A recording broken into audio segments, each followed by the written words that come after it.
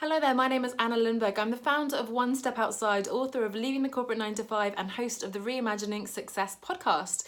Now last week we kicked off with the question, should you quit your corporate job? This week I'm going to be even more provocative and I'm going to say the reality is that you're probably never going to quit your corporate job. But no, Anna, I might hear you say, I'm going to do it. I'm just waiting for this to happen. I'm waiting for that salary increase, the promotion, moving, having kids, not having kids, having the kids grow up, and so on. And yes, you might think that you will take this massive leap at some certain point in time, but the reality is there is no good time. And if you're really honest with yourself, I want you to ask yourself, am I really going to do something different when this XYZ thing happens, when the kids are older, etc. And I think for most people, and what I've seen, is that you're actually not going to, because by then there'll be some other reason, you'll have moved, someone is unwell, or you don't have the money, or whatever the reason. There's always a reason why you shouldn't do it.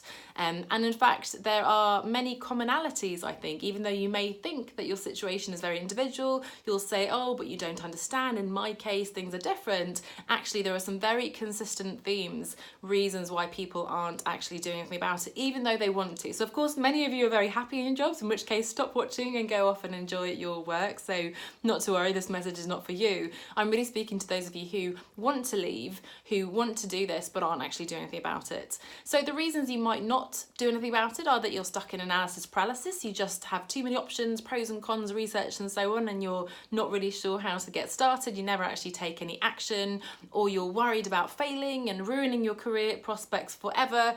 And we've got a long list of reasons here. Maybe you don't know what to do instead, so you're staying by default. You assume that it's not possible, you're not entrepreneurial, you don't have the skills, you don't have the time, you don't have the money, and so on. So there are lots of reasons why you might not be able to do anything about it. And in fact, even if you do make the decision, you commit to making the decision to do something about it, there are plenty of pitfalls along the way. So it's not just that one-off decision to quit, as I myself experienced back in 2013. That's just one of many. It's the first of many courageous, difficult decisions you're going to have to make. So along the way, you might well narrow down your options too soon, in that you assume that these are the only 2 or 3 options that are possible, and either you rule those out because they're not actually that appealing, or you pursue one of those options and you realise that actually that wasn't what you wanted at all.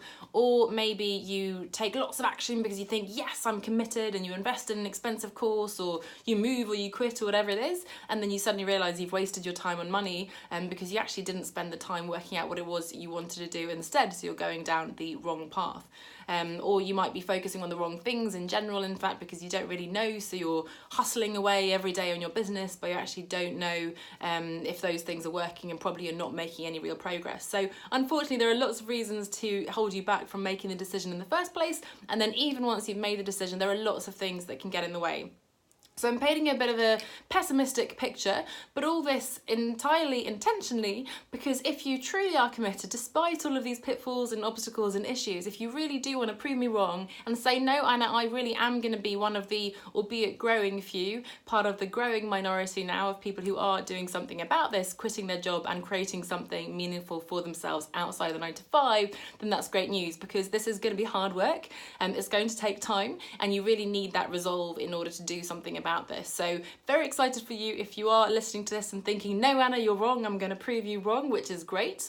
However, there are still obstacles, issues that can get in the way. Of course, big ones that usually come up are time. I don't have the time alongside a full-time job and family and so on to work out what I want to do, let alone to actually launch a business. And of course, money as well, because you have the mortgage or the whatever it is, your financial obligation. So don't worry, we're going to be digging into all these obstacles over the coming weeks and months. If you really want to deep dive on this, then I'd love for you to join our Facebook group, the One Step Outside community over on Facebook. You can just search One Step Outside on that platform, or you can go to onestepoutside.com/community, and there you'll meet like-minded people working on these same types of questions and obstacles, supporting each other along the way. And I'm in there doing free training sessions every week, lots of the latest resources and materials and so on. So I'd love to see you over in the One Step Outside Facebook community, and otherwise I'll see you back here next week. Bye for now.